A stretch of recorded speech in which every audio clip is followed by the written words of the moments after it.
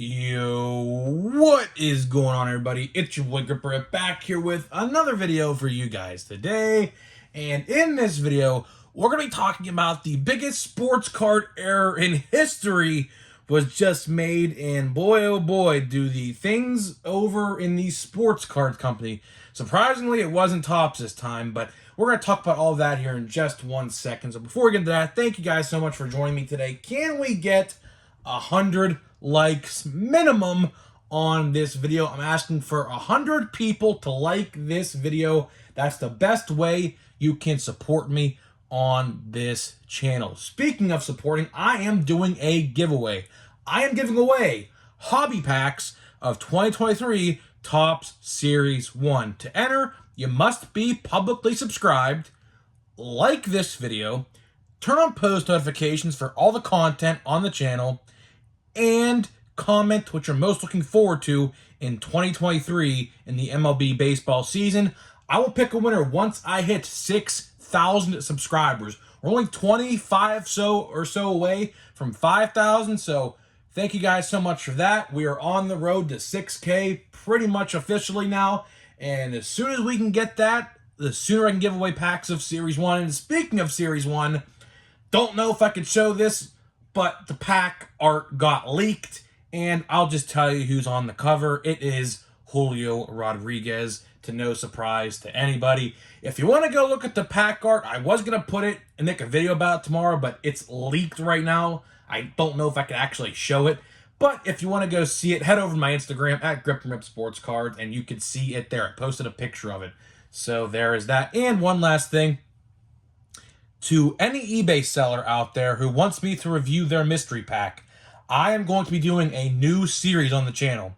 And how we're going to do it is on Mondays. I will upload 2 videos on Mondays. The normal scheduled video for the day and a mystery box review of whatever mystery box I am reviewing. I don't know if this idea will stick for long, but I have a couple people who reached out to me sending mystery packs from eBay that they make for me to review. So if you're an eBay seller out there, make sure if you want me to review a pack of yours, head over to my Instagram at my DMs and we could sort it out there. Unfortunately, I don't have a P.O. box yet because literally the closest P.O. box to me is a 35-minute drive, and that's just absurd.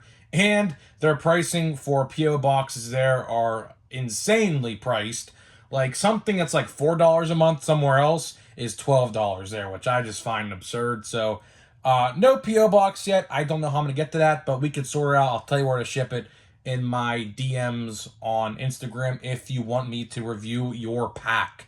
So there is that. It should be a pretty fun series. I'm going to be brutally honest.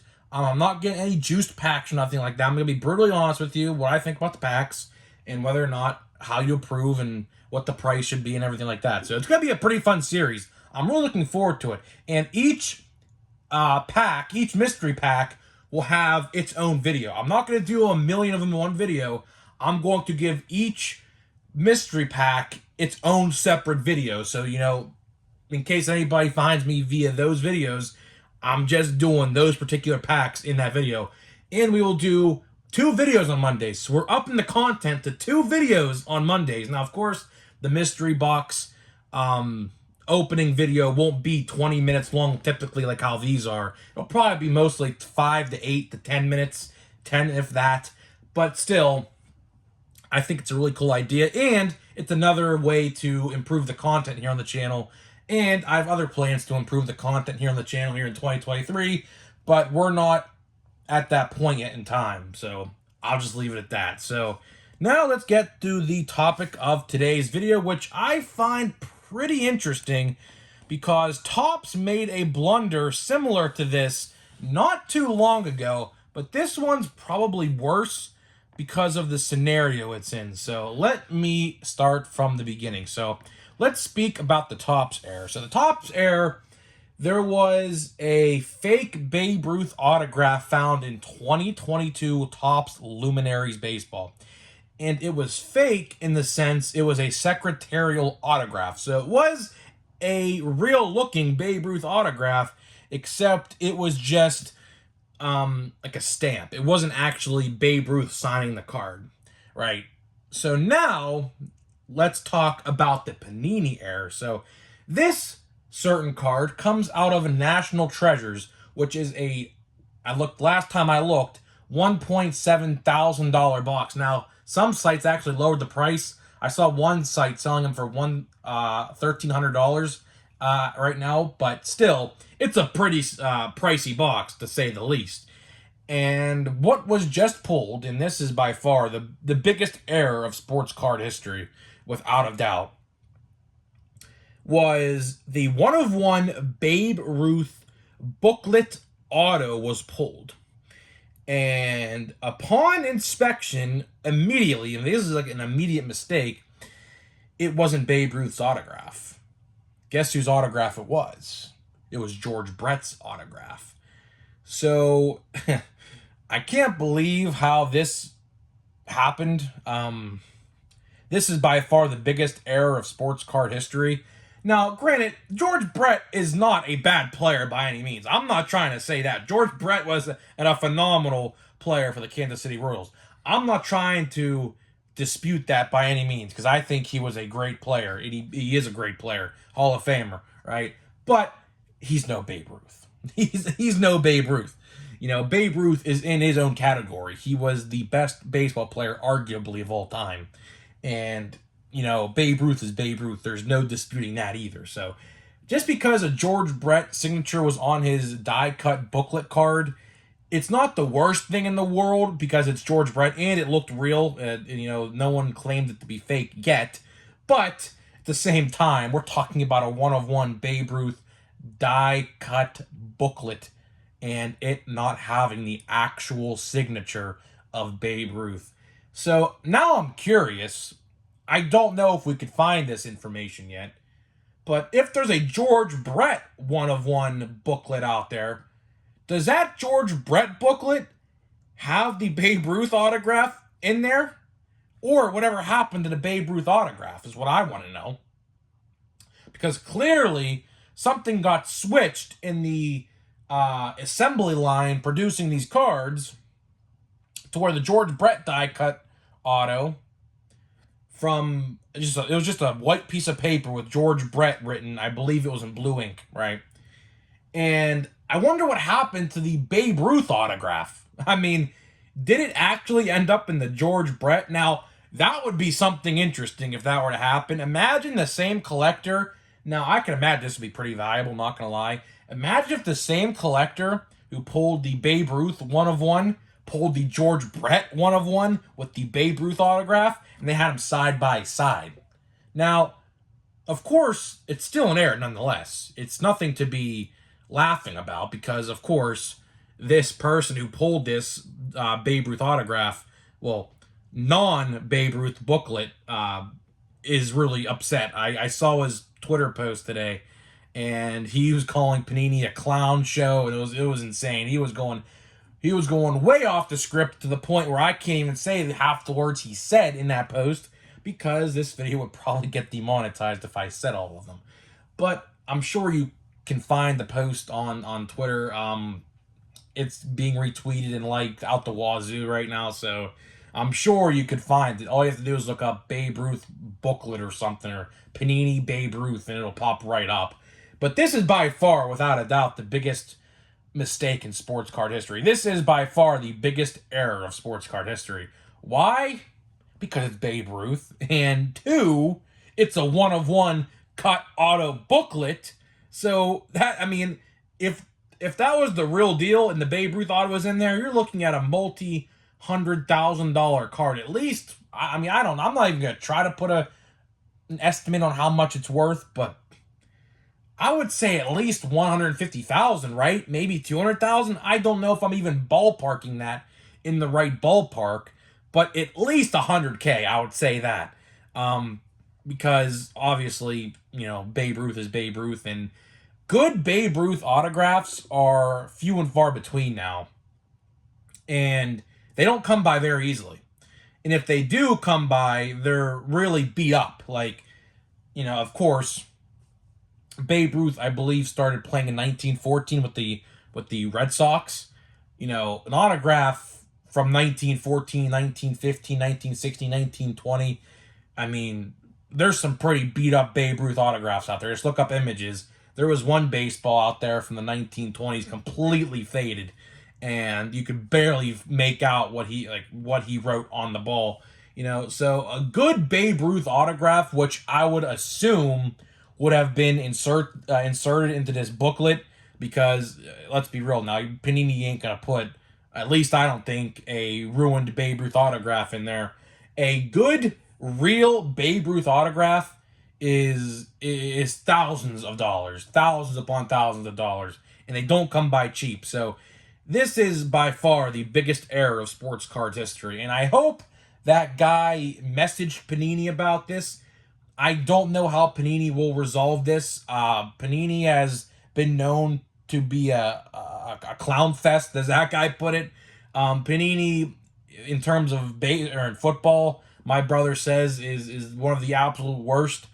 Partly the reason I'm happy Topps is taking over the football and basketball scene, because that way there could be some prestige to football cards. Now, the biggest blunder Panini made, not to get off topic with the Babe Ruth sort of thing, there was a Brock Purdy rookie card mosaic, and for some reason his leg is chopped off the card, like his shin down on his right leg is completely chopped off the card. It looks absolutely stupid. That is the biggest blunder Panini has made in the last couple weeks. Aside from this Babe Ruth one, the National Treasures Babe Ruth one, without a doubt, is the worst sports card error of history. It's not even close. But speaking of football and basketball, like I just mentioned, I'm really excited to see what Topps actually does with this stuff. Do I expect it to be cheaper than what a hobby box of, like, let's say Prism Football is now? Probably not. Chrome Football, when that comes out in 2025, because 2025 is the year that Topps officially takes over the football and basketball license, they'll be just as expensive. So do I expect cheaper product in terms of hobby and football and basketball? Probably not. Fanatics knows that people will buy those boxes up, and they're not going to make them cheaper because they would be losing money at the end of the day. Now, will retail be easier to find? Probably. I can imagine the print runs of Series 1, Series 2, NBA and NFL cards, and like update if they do that sort of thing with those releases. They probably will. In like an Allen and Ginter, or like a Stadium Club, or a Chrome Blaster, I imagine they'd be pretty easy to find. I can imagine. Would I potentially get into football cards again? Because if you didn't hear the story, I've told this a couple times. I was a big football card collector as a kid. That's when Topps had the license. When Topps stopped the licensing with the NFL and they went to Panini, I stopped buying football cards. I never bought basketball cards, never cared to buy basketball cards. Quite frankly, I don't even like the NBA. If I were to watch basketball, I'd rather watch college, because I think they put more effort and hustle into their game. And the NBA, I can't literally watch. Plus, Pittsburgh don't have an NBA team, so therefore I really don't care. I'm not a Cavaliers fan. I don't want to pretend to be, like a lot of Pittsburghers pretend to be Cavaliers fans. I'm not a Cavaliers fan. I don't really care about the NBA. But speaking of football, getting back to football a second here before we start opening the packs, when they do start producing football cards again, I might get into football. I don't know. Will we have a football segment here on the channel? Maybe. I don't know. It just all depends, really, because, of course, baseball right now, in this time of year, when football is relevant, baseball is not relevant. So if I can get a couple months out of football card talk, and of course we'd mix the baseball in. I'm not going to stop talking about baseball when baseball season ends, of course. But if I can mix like one or two football talks in, like with Watch Before You Buys and top 5 most valuables, because I believe, honestly, the top 5 most valuables in football would be a lot more fun to watch, because there's a lot more players that you could throw into a top 5 most valuable as compared to like a baseball. When you do top 5 most valuable baseball, it's typically the 5 same rookies every single set, like Julio, Witt, Torkelson, not really Torkelson, but Jeremy Pena, Seiya Suzuki, O'Neal Cruz, Hunter Green, you name it, Wander Franco, But with football, I feel like a lot more players could be eligible for top 5 most valuable. Almost so to the point where we can maybe even do a top 10 most valuable because, as you know, rookies make a direct impact upon getting drafted. It's not like, in baseball, you may not ever see a draftee, your first overall pick, for 4, 5, 6, 7, 8 years sometimes in most cases. O'Neal Cruz, fun fact, spent 7 years in the minor leagues, which is absurd. I mean, I don't know why it took that long, but it did. So football is way different than baseball. So we really could do like maybe a top 10 most valuable. I don't know. I'm just brainstorming some ideas. We're still 2 years away from that. Probably honestly 2.5, because I would imagine Panini would stop producing baseball. Stop producing. Well, Panini is going to stop producing baseball cards as well. In 2025, the MLB Players Association license is officially cut from Panini, so they're not going to be able to make baseball cards no more, speaking of which, but Panini is going to go by the wayside. So for all you football and basketball collectors out there, get your final fill of Panini, because in 2025, the Players Association and the NFL and NBA licenses for every single sport are going over to Topps and Fanatic. So guess what? Bye Panini. That's how I look at it. Honestly, I think it's a W, because Panini has ruined the sports card industry. Why, you may ask? Because they're the ones who started the price increases. The price increases were started by them. If you guys didn't know how the retail sports card increases started, it's through them. And Topps said, oh, we could be making the same amount of money as Panini. Why don't we raise the price? And that's why we see $30+ a blaster box in 2023, which I'm not excited about at all. I am not excited about $30 blaster boxes at all. At all. Especially the Chrome blasters. The Chrome blasters are going to be $40+. And I'm not looking forward to that. I'm not going to buy any, and neither should you. You know my stance on that. I've literally made 3 videos now talking about that certain topic. And you know me, I am not buying. So we have 3 packs left. Look at that. We have 3 packs left of this stuff. I don't think we pulled a Julio yet. I don't think we have. I could be wrong on that, but I don't think we have. So let's see what we got here to wrap up this video. So I thoroughly enjoyed Fire this year. As you guys can tell, if you didn't watch the video, I pulled an O'Neal Cruz number to 75 out of this box. So I'm just through the roof grateful for this. And this is a birthday gift from my grandpa, by the way. I didn't even buy this box with my own money. It's just really cool. Andrew Benintendi. We got Frank Thomas. We got Please Be. That's Lindor. I'm about to say I saw Lindor. Whatever. There's Wander Franco. This is the Wander Franco box, by the way. I pulled like 3 inserts of Wander Franco in this box of Topps Fire. So I'm going to call this Fire box the Wander and O'Neal show, because that's literally what it was. It was the Wander Franco and the O'Neal Cruz show in this Fire box. A lot of good inserts and an autograph of my favorite player on the Pirates. Now, will McCutchen be my favorite player on the Pirates in 2023? Absolutely. He'll be my favorite player until he retires, which apparently is not happening, because he said 2023 is not a farewell tour. So looks like we're at least going to get 2 years out of Kutch, which is really interesting, really cool. So there's Acuna. That's pretty cool. I'm a big fan of Acuna's. I think he's going to have an MVP caliber year this year. Mark my words when I say that. He had a little bit of a down year last year, but I think this year, watch out for Acuna. I think Acuna will shock a lot of people and be MVP caliber. Honestly, low-key, I could see the Braves winning the division again in the NL East. Call me crazy. I could see it. We'll see, though. That's C.J. Abrams? Yes, it is. C.J. Abrams. Is that a parallel, though? I don't think it is, but let's see. No, it's not. Okay, I was tripping.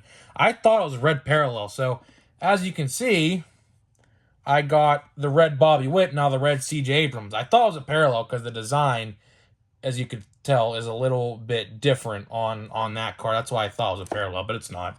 Still cool though, nonetheless. Vidal Brujan and Cedric Mullins. So 2 very solid packs out of Topps Fire tonight with 1 pack left to go. And then, what are we going to open? We're probably going to open Stadium Club next. Stadium Club I got for Christmas this year from my grandpa. So, hey, maybe the boxes bought from grandpa maybe contain some good hits. So we'll see what that box has to entail. Well, I'm very excited to see what that has to offer after opening his birthday present. We'll see what my Christmas present entails here very soon. So guys, let me know what you think about the biggest error potentially in sports card history. I can only imagine how that guy's feeling right now. Will Panini give this guy a Babe Ruth autograph for an apology? Probably not. But this is a multi-$1,000 mistake, and I really feel bad for the collector. Maybe I'll have the collector give a statement for the show, maybe. Maybe we'll do that. I don't know. We'll see what happens here. But, guys, that being said, thank you guys so much for watching, and I'll see you guys in the next video.